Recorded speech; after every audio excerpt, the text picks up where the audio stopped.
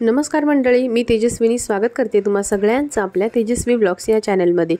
तर मंडळी, आज आहे माझ्या आयुषचा बर्थडे। जसं मी तुम्हाला बर्थडेची शॉपिंग दाखवली होती आणि तो ब्लॉग जर तुम्ही बघितला नसाल तर चॅनलवर जाऊन नक्की एकदा चेक करा।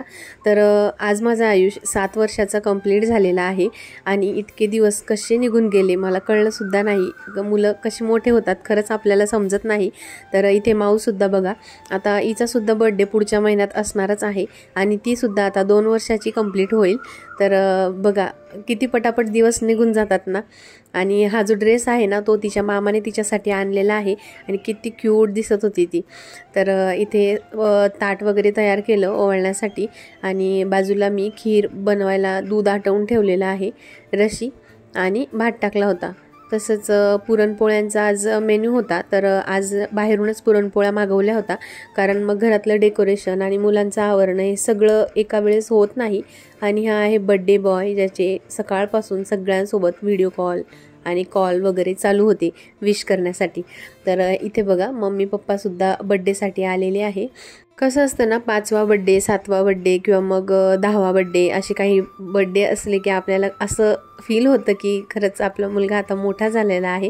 तर तेच आता एकच नातू आहे। तर मम्मी पप्पा पहिल्यांदा माझ्या घरी 1-2-3 दिवस थांबले। तर इथे बघा मस्त असे डान्स केले आणि आमच्या एरियामध्ये जसं मी तुम्हाला नेहमी सांगते खूप सारे लहान मुलं आहेत, त्यामुळे मुलांना मग बाहेर कुठे सेलिब्रेट करायला आवडतच नाही। तर फॅमिली जरी आपण कुठे बाहेर गेलो हॉटेलला वगैरे तरी पण मुलांना नाही आवडत, कारण जितके ते बरोबरीच्या मुलांमध्ये एन्जॉय करतात तितके ते बाहेर कुठेही करत नाही। तर ही आहे आमच्या समोर राहते ती तन्वी आणि ती खूप छान डान्स करते। तसंच मुलींना एक असतोच डान्सचा, गाण्यांचा, कुठल्या ना कुठल्या गोष्टीची एक आवड असते आणि इथे माऊला सुद्धा खूप इंटरेस्ट वाटत होता त्यांना बघून, कारण ती सुद्धा लहानच आहे, त्यांना बघून बघून तसंच कॉपी करायला बघत होती। तर बघा तुम्ही कमरेवर हात ठेवून वगैरे वेगवेगळ्या पद्धतीने मस्त ॲक्शन करण्याचा प्रयत्न करत होती आणि तशी ती खूप जास्त चंचल आहे बरं का। सगळ्याच गोष्टी तिला लगेचच कॉपी करायच्या असतात आणि बऱ्याच गोष्टी तिला आता स्वतःच्या हातानेही करायच्या असतात, जसं जेवण करायचं असतं किंवा मग कपडे पॅन्ट वगैरे घालणं, असं स्वतः तिला तिचं करायचं असतं आणि ती प्रयत्नही करते। तर चला असंच मुलं डेव्हलप होत असतात। तर इथे बघा आज बर्थडे सेलिब्रेशनमध्ये भरपूर उशीर होऊन गेला होता, कारण पाऊस चालू आहे आणि माझे दोन्ही मुलं हे पावसाळ्यातलेच आहे, दोघांचेही बर्थडे पावसाळ्यामध्येच येत असतात। तर खरंच खूप मोठा प्रश्न पडतो की कुठे करावं। घरातल्या घरामध्ये अर्थात रूम लहान आहे तर कुठे सेलिब्रेट करावं मग असा प्रश्न पडतोच। तर बऱ्याच वेळा विचार येतो टेरेसवर करूया किंवा मग गार्डनमध्ये वगैरे असं। तर असं वातावरण असतं की कधी पाऊस येऊ शकतो, त्याचमुळे मग हे असं घरातल्या घरातच करावं लागतं। तर इथे बघा आयुषने पण मस्त एन्जॉय केलं। तर खरं तर विचार होता की बाहेर कुठेतरी जाऊयात जेवायला, तर पण मग जायचं म्हटलं की घरातलं सगळं पटापट आवरावं लागतं आणि ते त्यांना अजिबात आवडत नाही, कारण माऊचा पहिला बर्थडे जो आहे तो आम्ही हॉटेलमध्ये केला होता आणि आयुष्य असं म्हणणं होतं की त्याला हॉटेलमध्ये नाही करायचं, कारण त्याला सगळे मुलं वगैरे पाहिजे होते, मग असं डान्स करायला भेटतं, एन्जॉय करायला भेटतं किंवा वेगवेगळे गिफ्ट्स मिळतात। तर हे जास्त महत्त्वाचं आहे आणि मुलांच्याच आनंदासाठी मग हे असं सिंपल पद्धतीने मग असंच बर्थडे सेलिब्रेट करतो आम्ही।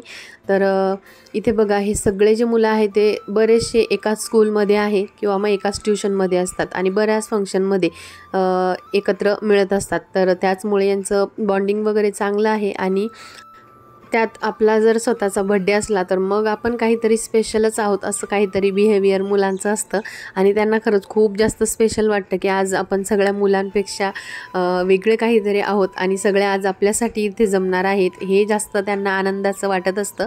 तर इथे बघा माऊ मस्त डान्स करते आहे आणि किती क्यूट दिसते आहे ना। तर हा ड्रेस मामाने आणला आहे, तर मामासाठी एकदा खूप खूप खूप थँक्यू। तर माऊ जी आहे ती घरामध्ये एकटीच मुलगी आहे, तर सगळे भाऊ आहेत आणि ही एकटी, त्यामुळे मग सगळेच तिला लाड करतात आणि प्रत्येकाला हौस असते की मुलींच्या सगळ्या छान छान ज्या गोष्टी असतात त्या घ्यायच्या असतात आणि असंच तिला सगळीकडून कोणी ना कोणी काहीतरी घेत असतं, जसं आत्या असतील, मामा असेल किंवा मग आई आबा, असे वेगवेगळे ड्रेस म्हणा किंवा मग मेकअपचे सामान, असं वेगळं जसं क्लिप असतील किंवा मग बेल्ट असतील, असं वेगळ्या गोष्टी तिच्यासाठी सगळेजण घेत असतात। त्यामुळे ती एकदमच जास्त स्पेशल आहे. आणि इथे माझा दादा कधी 7 वर्षाचा पूर्ण झाला मलासुद्धा कळलं नाही. आणि यावर्षी थोडासा चेंज वाटतो आहे, खरंच मोठा झाल्यासारखा त्याच्या बिहेवियरमध्ये चेंज झालेला आहे.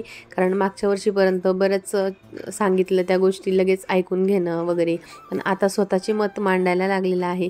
त्याच्या बोलण्याची जी पद्धत आहे ती थोडंसं मोठ्या मुलांसारखी, किंवा एक तो थोडासा चेंज जाणवतो ना, तो ह्या वर्षी मला जाणवला.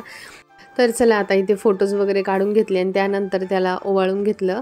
तर इथे माऊला पण ओवाळलं, कारण मग दादाचा बड्डे आहे म्हटल्यावर तिला तो ओवाळायलाच पाहिजे, कारण ती सगळ्यांच्या पहिले आधीच तिथे जाऊन बसलेली होती. तर इथे आधी ओवाळून घेतलं आणि मम्मीने सुद्धा ओवाळलं, सासूबाईंनी सुद्धा ओवाळलं होतं. पण काही क्लिप माझ्या मिस्टरांच्या मोबाईलमध्ये होत्या आणि त्या मला घ्यायच्या राहून गेल्या. त्यामुळे जितकं आहे तितकं मी तुमच्यासोबत शेअर करत आहे. तर इथे बघा, म्हणजे सिम्पलच पद्धतीने सेलिब्रेट केलं बड्डे, पण मग आपण आपल्या मुलांचा जो आनंद असतो तो बघण्यामध्ये आपल्याला जे काही सुख मिळतं ते इतर कुठेही मिळत नाही. तर असं मला वाटतं. आणि हे डेकोरेशन वगैरे कसं वाटलं तुम्हाला नक्की कमेंटमध्ये सांगा. तर अगदी वेळेवर केलं पप्पांनी आणि मिस्टरांनी दोघांनी मिळून हे बनवलं आणि अगदी 10 ते 15 मिनटात झालं होतं. तर प्रत्येक वेळी ना बलून तेच डेकोरेशन असतं आणि ते बलून्स जे असतात ना ते मुलं घाबरतात जेव्हा ते फुटतात तेव्हा, आणि माऊ स्पेशली माऊ. तर इथे ना त्याच्याचमुळे मग हे डोरेमॉनचे असे बलून आणलेले होते, ते इथे फुलवून मग तिथे ते लावले, कारण सध्या आमचा डोरेमॉन खूप जास्त स्पेशल आहे.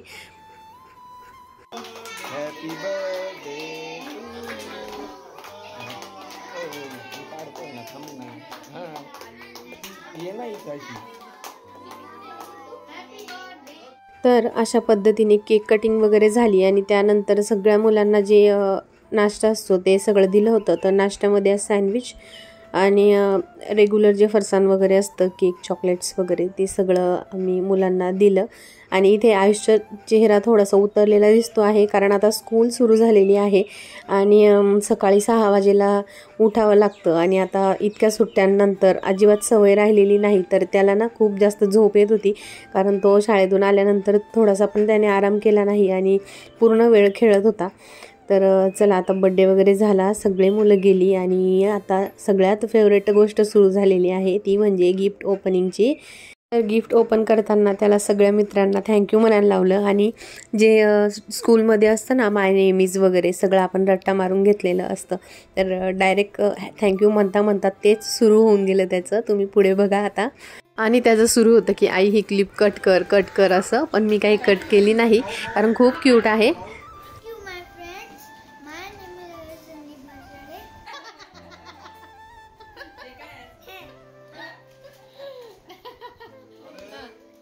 थँक्यू फ्रेंड्स, तुम्ही माझ्या बर्थडेला आले.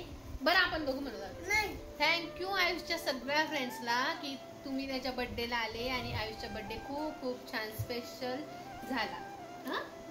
आणि थँक्यू फॉर एव्हरी गिफ्ट्स.